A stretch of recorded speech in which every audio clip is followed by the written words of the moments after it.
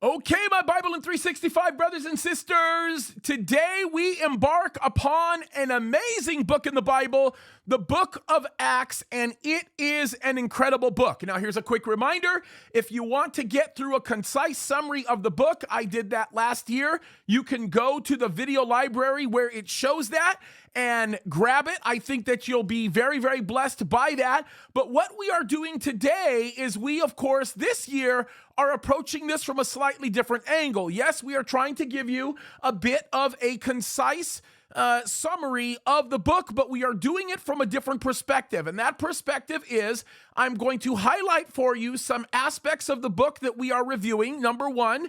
And the hope with that is that you will be given some type of homework and direction to pursue your study of that book in a way that will broaden your understanding of the general context of that Bible passage from the very beginning, from behind it, from before it, and all around it. It will broaden your understanding of the Bible, and the book of Acts is absolutely critical for this. Now, it's really important to note that Acts, of course, was written by a very, very interesting person, Luke. We could learn a lot about him in my summaries that I did last year. But I want to just simply say this. There are aspects of this book that you want to spend some time and you want to study. Perhaps one of the most significant areas that you want to look at centers around Acts chapter 1 and Acts chapter 2.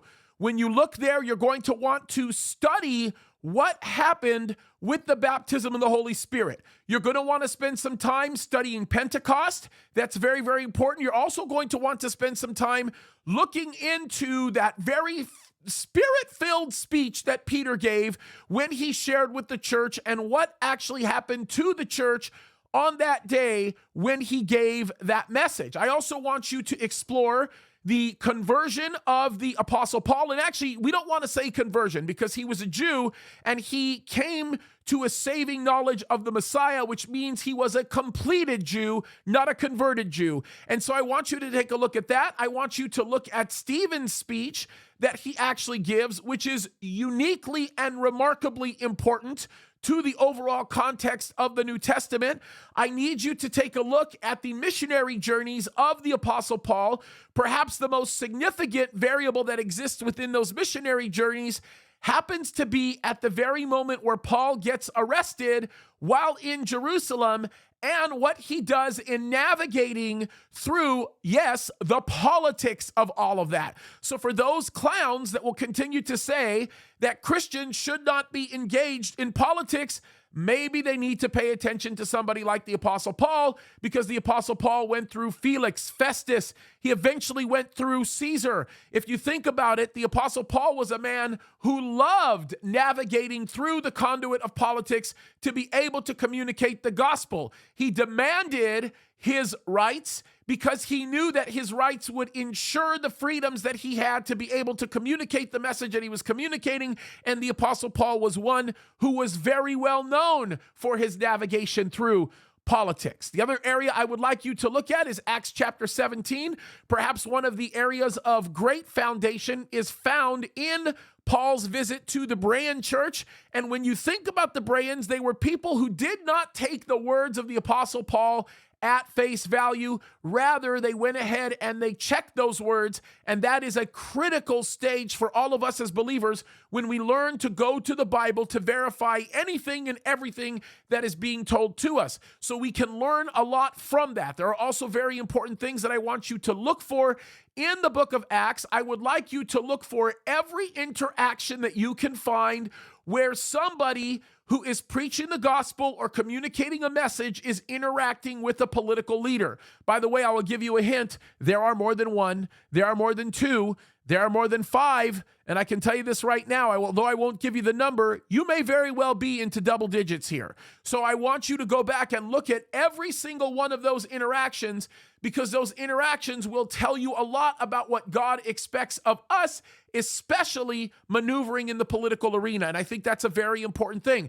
I also want you to spend some time looking at the life of the evangelists that supported and worked with the Apostle Paul. It's very important. I want you to look for moments of division that you find in the book of Acts, because those are also very telling moments. I would like you to also spend some time looking up the story of Peter and Cornelius. There is something very interesting there.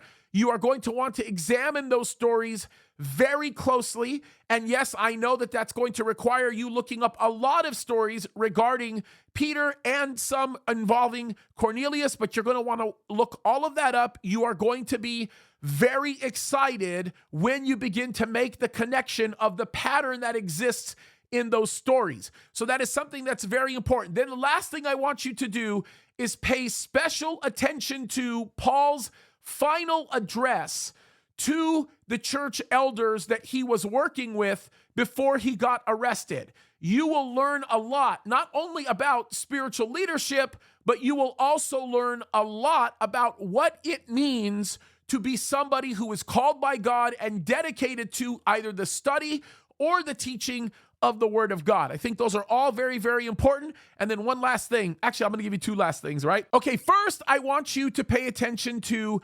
how the book of Acts actually ends. It's really important that you pay attention to how it ends. I'm not going to get into a lot of details with that, but it is important that you note it, because in doing so, it will give you a great understanding of God's mission for us as believers in the church age. Really, really important, and I'd really like you to pay attention to it. The other thing that I want you to pay attention to is God's grace. Go through the book of Acts and look for examples of the grace of God showing up in different areas. Perhaps one of the most notable areas that you can go look at is, of course, going to be God's exhibition of his grace through a division that took place between the Apostle Paul and somebody else, Barnabas, over a guy by the name of Mark. And that's a very, very interesting story there. So I would go look at that. I did tell you two more things, but maybe I'm just going to add one more thing that you should also look at. And that is, you would be amiss to not spend some time examining the story of Paul when he visits the people at Mars Hill. If you want to learn how to be a phenomenal communicator in a very versatile way, you're going to want to look at that as well. All right? That's it, folks. Pretty exciting stuff. Don't forget, we've got a wonderful Q&A coming up. Actually, we just missed the one for this month because we did it at the beginning of the month, but we've got another one coming up shortly. It's going to be great. Love you guys. Keep fighting the good fight.